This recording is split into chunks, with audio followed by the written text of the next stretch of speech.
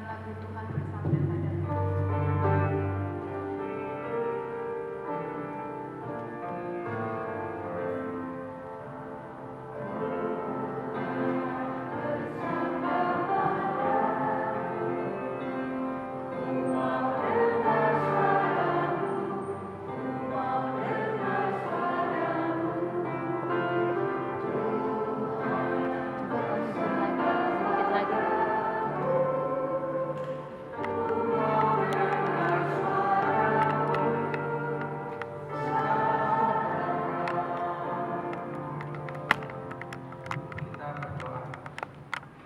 Bapa Surgawi, kami telah siap mendengarkan firman-Mu.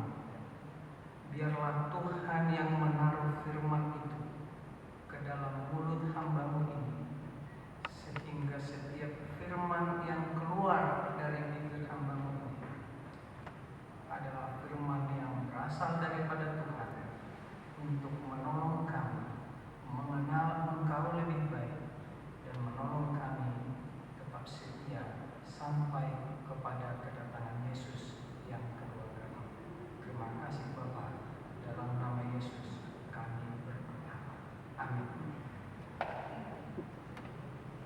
Selamat Sabat dan selamat siang kepada umat-umat Tuhan di Jemaat Bintaro Immanuel.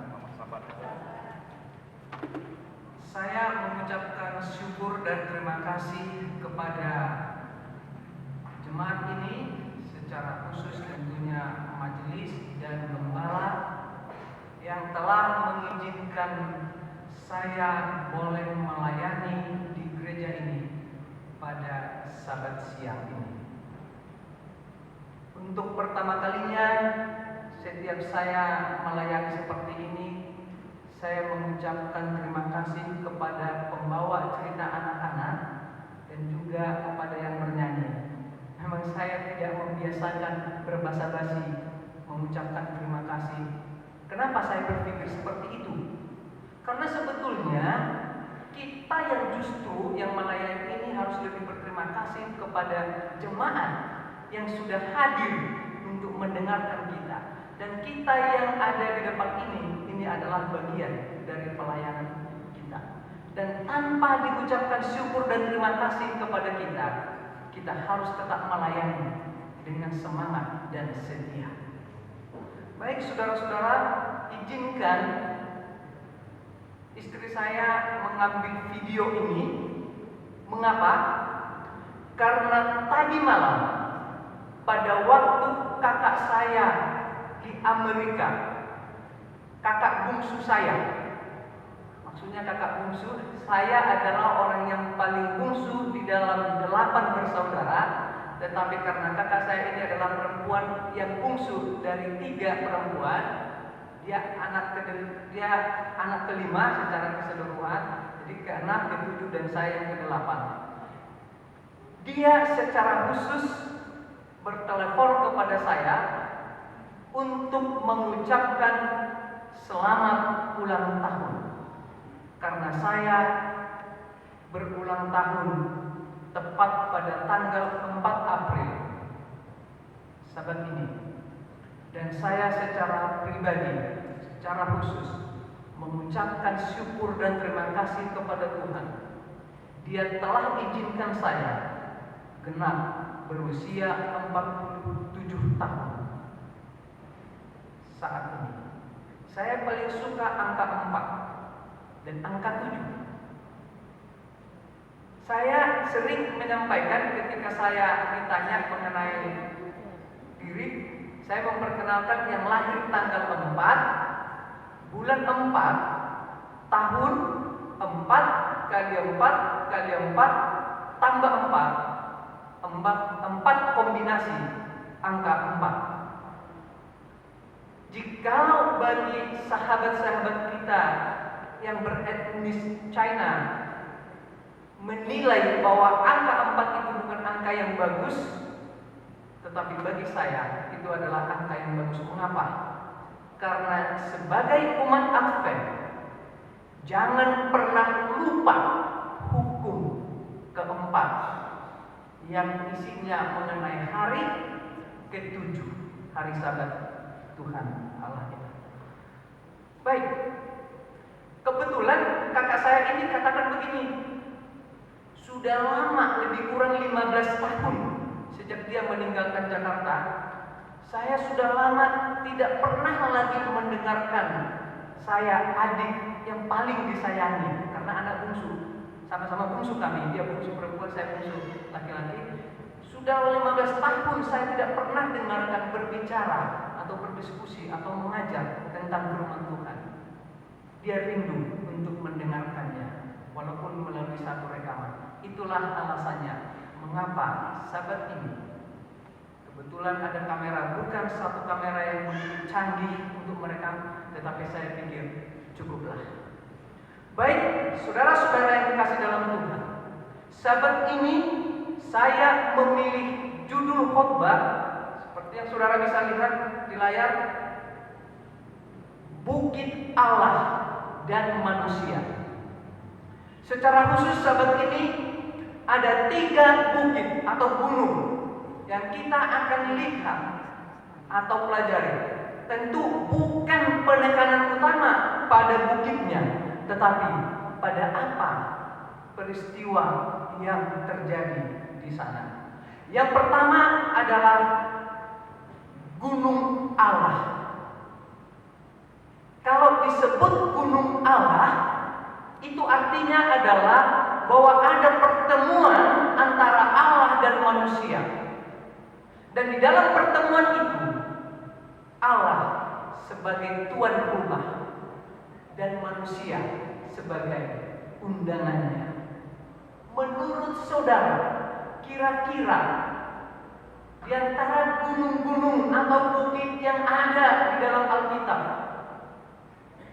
gunung apa yang paling tepat untuk disebutkan sebagai Gunung Allah?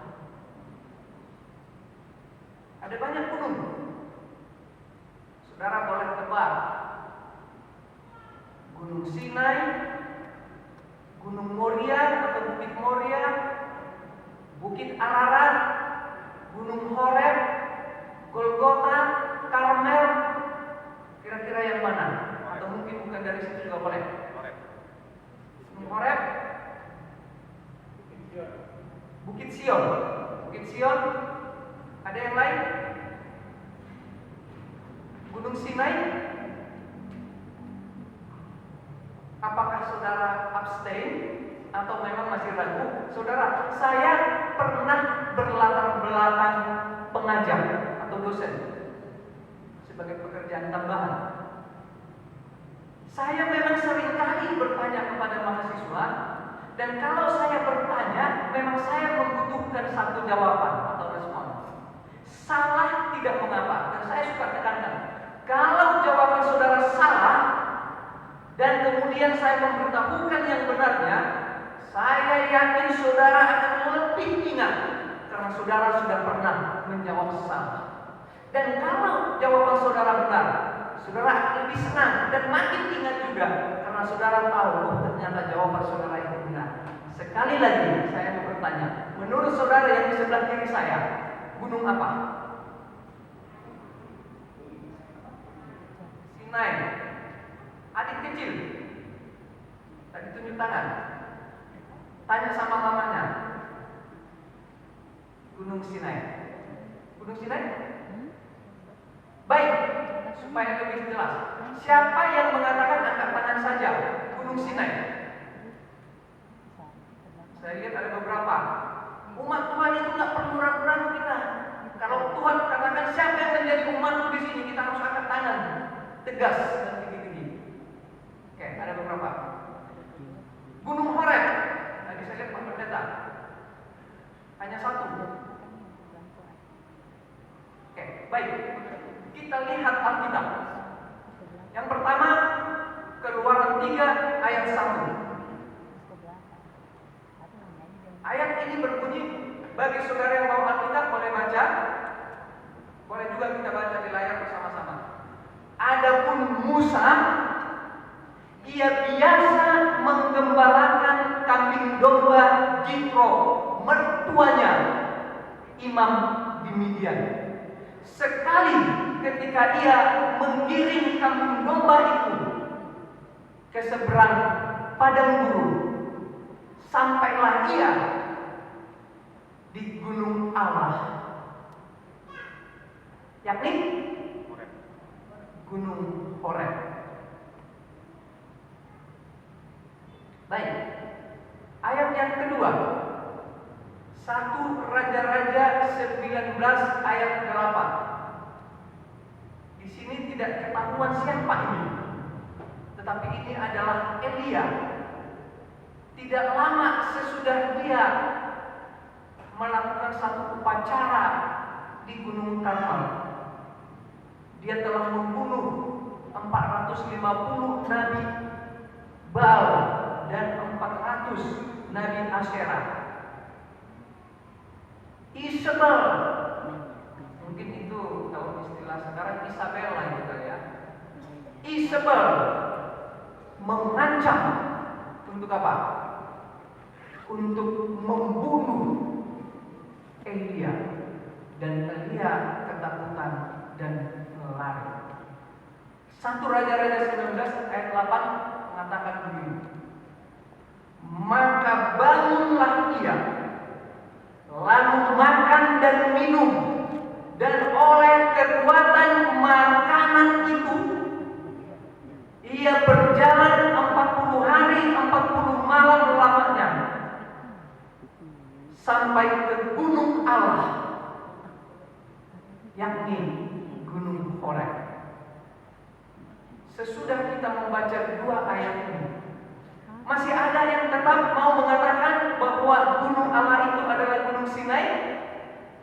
Masih ada yang berani tetap angkat tangan?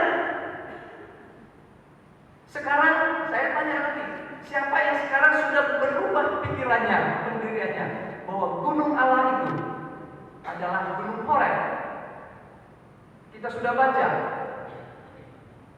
Masih tetap tidak berani angkat tangan?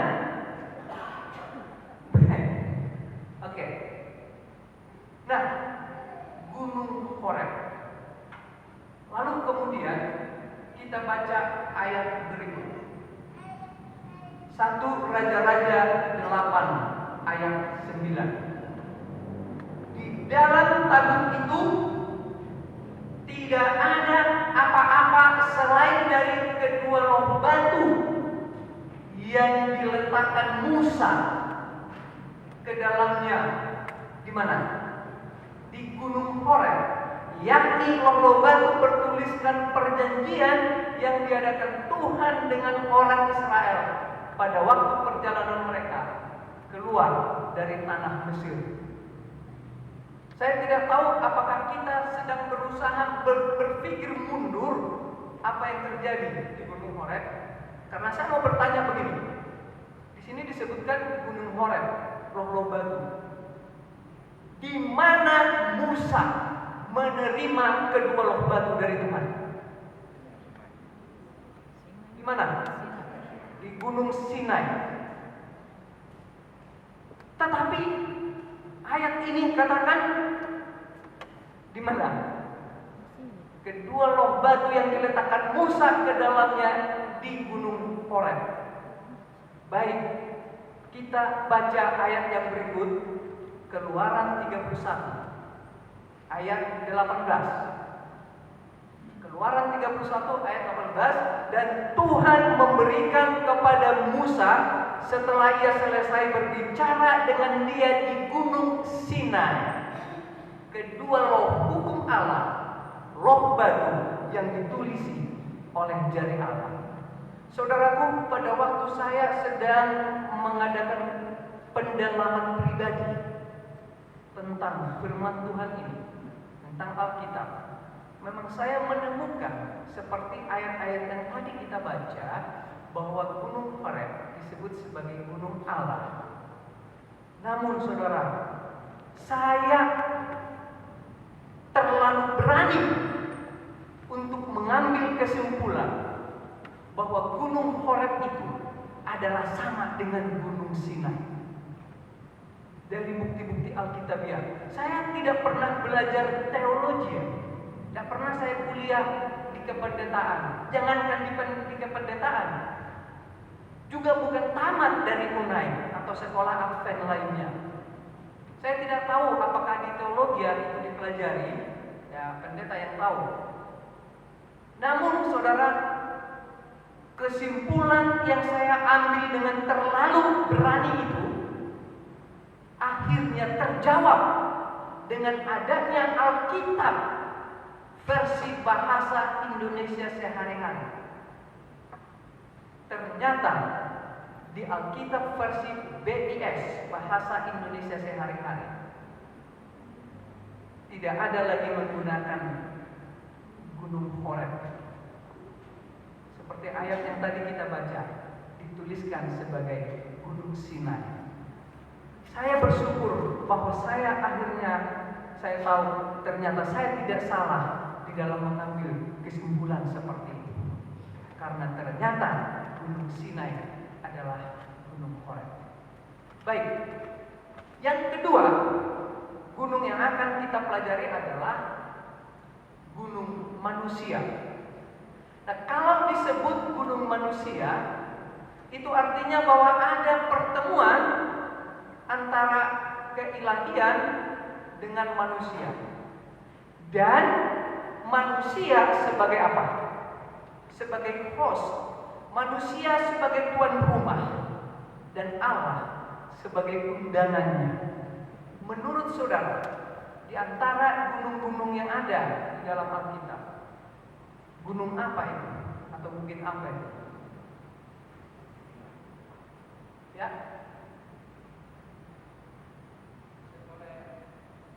gunakan ini ya. Manusia sebagai tuan rumah dan Tuhan atau Allah sebagai undangan. Pada peristiwa apa, saudara? Itulah peristiwa Elia di mana? Di Gunung Karmel. Pada waktu itu raja yang berkuasa di mana? Di Israel.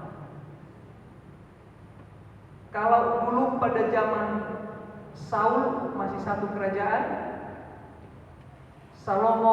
Daud dulu masih satu kerajaan, Salomo masih satu kerajaan. Sesudah itu kerajaan itu terpecah menjadi dua. Yang satu di sebelah utara terdiri dari berapa suku? 10 suku, dan menamakan diri sebagai kerajaan Israel. Dan 2 suku di selatan. Yang 2 suku itu adalah suku Yehuda dan Benjamin. Yehuda dan Benjamin, dan menamakan diri sebagai kerajaan Yehuda. Nah, yang dicatat di Alkitab di dalam 1 Raja-Raja 18 itu adalah di Israel. Pada waktu itu Israel sedang berada pada, kalau disebut puncak mestinya kejayaan. Tetapi tulisan Pro 2 mengatakan itu adalah yang paling apostasi gitu loh. Titik nadir, paling murtad. Karena mereka sama sekali sudah menyembah Baal. Dan Elia pada waktu itu datang dengan satu firman. Dia mengatakan apa? Bahwa di Israel, dan bukan saja di Israel sebetulnya saudaraku, dan sekitarnya, dan kota-kota, bahkan negara sekelilingnya, tidak akan ada hujan selama berapa? 3 tahun 6 bulan. Mengapa Elia datang dengan pekabaran yang tegas ini? Berani mengatakan tidak akan ada hujan. Saudaraku, karena keyakinan mereka bahwa yang menurunkan hujan itu bukan Allah, tapi itu Baal. Dan sekarang Elia mau menegaskan bahwa Baal tidak mampu untuk menurunkan hujan jikalau Tuhan sudah